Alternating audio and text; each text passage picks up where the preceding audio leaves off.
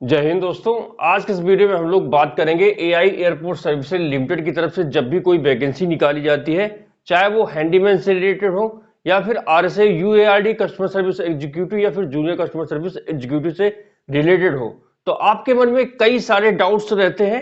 जैसे कि इसमें ड्यूटी कितने घंटे की होती है, अगर आप जॉब छोड़ना चाहते हैं तो उसका प्रोसीजर क्या है, और यह जो जॉब होती है क्या केवल 3 साल के लिए होती है, आपकी जॉब आगे बढ़ेगी कि नहीं बढ़ेगी, उसके बाद इंटरव्यू किस भाषा में दे सकते हैं, क्या कंपनी में रहना खाना आपको मिलता है कि नहीं मिलता है, उसके बाद आपकी सैलरी जो है ये बढ़ती है कि हमेशा फिक्स ही रहती है, उसके बाद इसमें छुट्टियां कितनी आपको मिलेंगी, क्या कोई बॉन्ड वगैरह देना पड़ता है सिक्योरिटी या सिक्योरिटी बॉन्ड, उसके बाद डॉक्यूमेंट्स कितने पुराने होने चाहिए, और उसके बाद क्या इसमें कोई ट्रेनिंग चार्ज, गेट पास, यूनिफॉर्म या एयरपोर्ट पास के नाम पर कोई पैसा लिया जाता है, और उसके बाद फॉर्म को साथ में लेके जाना है या इसको स्पीड पोस्ट के माध्यम से पोस्ट करना है, और जॉब किस प्रकार की है, ये परमानेंट जॉब है, प्राइवेट है या फिर कॉन्ट्रैक्ट में है, और उसके बाद इस जॉब को ज्वाइन करने के बाद आपका फ्यूचर कैसा रहेगा।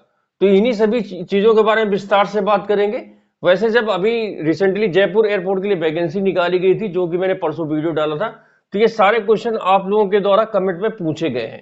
तो दोस्तों मैंने सोचा इन सभी कमेंट का एक मैं वीडियो बना देता हूं, जिससे आपको तो जानकारी मिलेगी मिलेगी, और उसके अलावा जो नए हैं और एयरपोर्ट में काम करना चाहते हैं तो उनको भी इसके बारे में जानकारी मिल जाए, जिससे वो लोग बहुत ही बेफिक्र होकर इस वैकेंसी में अप्लीकेशन कर सकें। तो चलिए दोस्तों स्टार्ट करते हैं वीडियो को और बात करते हैं आज की जानकारी के बारे में। वीडियो स्टार्ट करने के पहले मैं आपको बता दूं, मेरा नाम नीरज कुमार है और वर्तमान में मैं एविएशन सेक्टर में पिछले 8 साल से कार्यरत हूं। तो दोस्तों आपको इस वीडियो में जो भी जानकारी मिलेगी बिल्कुल रियल एवं ऑथेंटिक मिलेगी, इसमें आपको कोई भी डाउट करने की जरूरत नहीं है।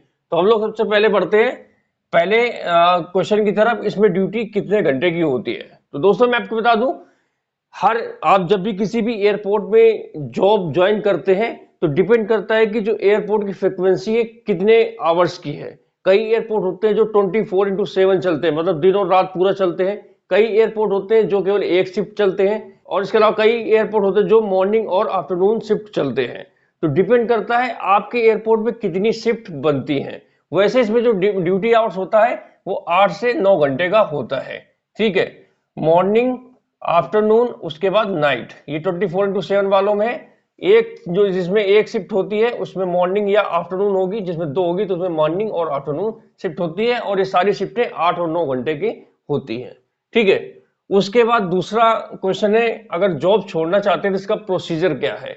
क्योंकि ये जॉब है 3 साल के कॉन्ट्रैक्ट में है, तो क्या हम लोग पूरा कॉन्ट्रैक्ट करने के बाद इस नौकरी को छोड़ सकते हैं या फिर बीच में छोड़ सकते हैं? क्योंकि बहुत से कैंडिडेट होते हैं जो गवर्नमेंट नौकरी की तैयारी कर रहे हैं, उनकी गवर्नमेंट जॉब लग जाती है, तो वो लोग बीच में जॉब छोड़ना चाहे तो उसके लिए वो क्या कर सकते हैं।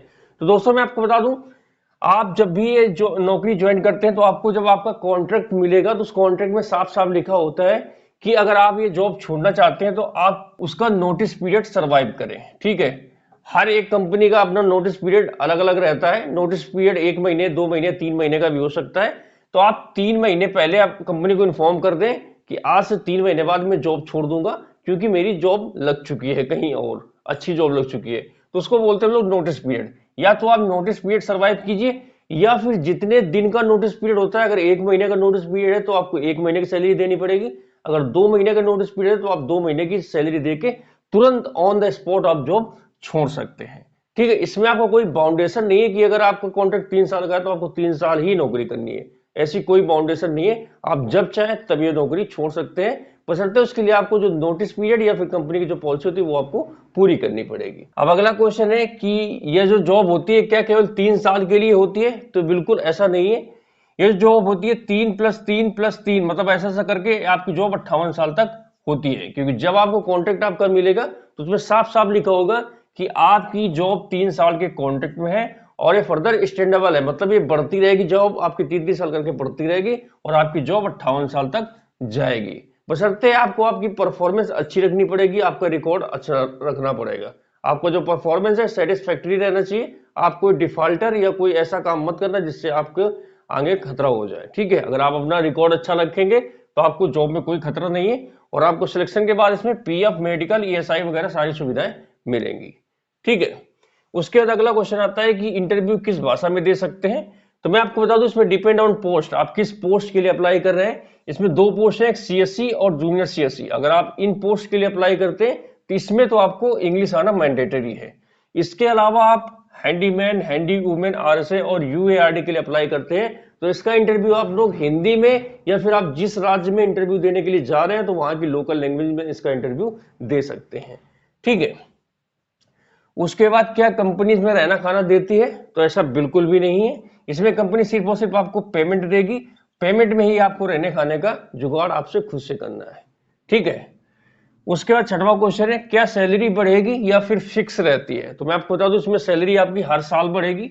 इसमें आपका ईयरली इंक्रीमेंट होता रहता है। जैसे जैसे आप पुराने होते जाएंगे, ट्रेनिंग पास करते जाएंगे तो उसी हिसाब से आपकी सैलरी भी बढ़ती जाएगी। ठीक है।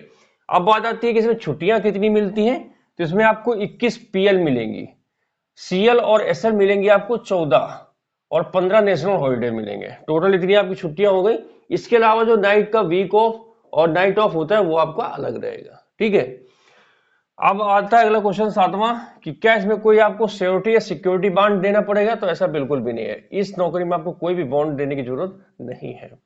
उसके बाद आठवां क्वेश्चन है, डॉक्यूमेंट्स कितने पुराने चलेंगे? जो लोग इसके इंटरव्यू में जाना चाहते हैं, जैसे कास्ट सर्टिफिकेट हो गया, डोमिसाइल हो गया, ये कितने पुराने होने चाहिए? तो दोस्तों वैसे भी कोई भी जब जॉब निकलती है उसमें आपके डॉक्यूमेंट 6 महीने से ज्यादा पुराने नहीं होने चाहिए। ठीक है। अब कई कैंडिडेट होते हैं कि अब इसका इंटरव्यू 10 दिन बाद लगा है तो अभी मैं क्या करूं, मेरे पास डॉक्यूमेंट तो है नहीं है, जो है तो बहुत पुराने हो गए। तो उसके लिए आप परेशान मत हो। आप पास जो भी डॉक्यूमेंट्स है, चाहे वो स्टेट गवर्नमेंट का हो, चाहे जो भी डॉक्यूमेंट्स हो, आप लेके चले जाएं। ठीक है। आप उनको बोल देना कि सर मैं ज्वाइनिंग के टाइम आपको डॉक्यूमेंट्स दे दूंगा, तो वो आपसे एक अंडरटेकिंग डॉक्यूमेंट्स में लिखवा लेंगे कि आप ज्वाइनिंग के टाइम हमें डॉक्यूमेंट्स दे देंगे। अगर आप ज्वाइनिंग के समय डॉक्यूमेंट्स नहीं दे पाएंगे तो आपको बाहर कर दिया जाएगा। इसलिए आपको डॉक्यूमेंट्स के लिए परेशान नहीं होना है। ये डॉक्यूमेंट्स वैसे भी 7-8 दिन में बन जाते हैं। तो फिलहाल अभी इंटरव्यू देने आप जाइए और वहां पे आप समय मांग लेना और ज्वाइनिंग के समय आप उनको सारे डॉक्यूमेंट्स दे सकते हैं। ठीक है। उसके बाद इसमें अगला क्वेश्चन है कि क्या इसमें कोई ट्रेनिंग चार्ज, गेट पास, यूनिफॉर्म या एयरपोर्ट पास के लिए कोई आपको चार्ज देना पड़ेगा? तो ऐसा बिल्कुल भी नहीं है दोस्तों। इसी जॉब में नहीं, एयरपोर्ट की किसी भी जॉब में अगर आपसे कोई ट्रेनिंग चार्ज, गेट पास, यूनिफॉर्म या एयरपोर्ट पास के लिए कोई भी पैसे मांगता है तो 100% फ्रॉड है वो। आपको वहां पे पैसा नहीं देना है, वहां से बच के निकल जाना है। किसी भी कंपनी में आपके ये चार्ज नहीं लगते हैं। जो भी आपसे कंपनी, एजेंसी या कंसल्टेंसी इस तरीके का चार्ज मांगती है तो आप समझ जाइए कि वो बिल्कुल फ्रॉड है। वहां पे आपको अपना समय और पैसा वेस्ट करने की जरूरत नहीं है। अब उसके बाद कई कैंडिडेट जो बहुत ज्यादा कंफ्यूज हो रहे हैं कि जो वैकेंसी निकाली गई है इसका ऑफलाइन फॉर्म है वो हम भर के साथ में लेके जाएं इंटरव्यू वाले दिन, या फिर हमें स्पीड पोस्ट या डाक के माध्यम से या फिर किसी अन्य माध्यम से हमें वहां पे भेजना है। तो मैं आपको बता दूं इसमें आपको फॉर्म कहीं भी भेजने की जरूरत नहीं है।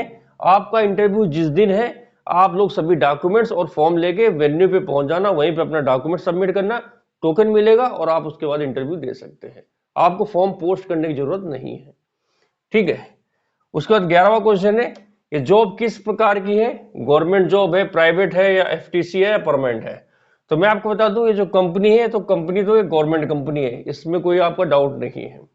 मगर ये जो जॉब है ये आपकी फिक्स टर्म कॉन्ट्रैक्ट में है, ये कॉन्ट्रैक्ट बेस में जॉब है। ठीक है। ये परमानेंट जॉब नहीं है। मगर आपको परेशान नहीं होना है। ये 3-3 साल का स्टैंडेबल आपका कॉन्ट्रैक्ट रहता है, ये बढ़ता रहता है, इसलिए आप लोग परेशान बिल्कुल मत हो। बट अब आप लोग अपना रिकॉर्ड अच्छा रखना। अब आगे बात आती है कि इस जॉब में ज्वाइन करने के बाद आपका फ्यूचर क्या रहेगा, पदोन्नति क्या हो सकती है, मतलब आप किस प्रकार से पदोन्नति या प्रमोशन किस प्रकार से हो सकता है। तो सबसे पहले मैं आपको बता दूं अगर आप लोग हैंडी मैन या हैंडी वुमेन ज्वाइन करते हैं तो इसमें आपका कोई भी प्रमोशन वगैरह नहीं होता है। मगर अगर आप हैंडी मैन या हैंडी वुमेन ज्वाइन करते हैं और अगर आप पढ़ने में अच्छे हैं तो इंटरनल जब भी इस कंपनी में कोई भी एग्जाम निकलता है, चाहे वो सीएसए का हो या जूनियर सीएससी का हो, तो इसमें आप अप्लाई कर सकते हैं। तो प्रायोरिटी आपको पहले दी जाएगी, क्योंकि एयरपोर्ट में मैं से बहुत से कैंडिडेट को जानता हूं जो पहले हैंडीमैन थे मगर वो लोग पढ़ने में अच्छे थे, उनके अंदर स्किल्स थी, तो वो आज एज ए सीएससी काम कर रहे हैं। ठीक है। और इसके बाद अगर आप आरएसए और यूएआरडी अप्लाई करते हैं तो आरएसए में कई प्रमोशन होते हैं, आरएसए 1, आरएसए 2 सुपरवाइजर, इस तरीके से प्रमोशन होते हैं। और यूएआरडी वाले आरएसए बनेंगे, उसके बाद सुपरवाइजर, आरएसए 1, आरएसए 2, इस तरीके से प्रमोशन इनमें होते हैं।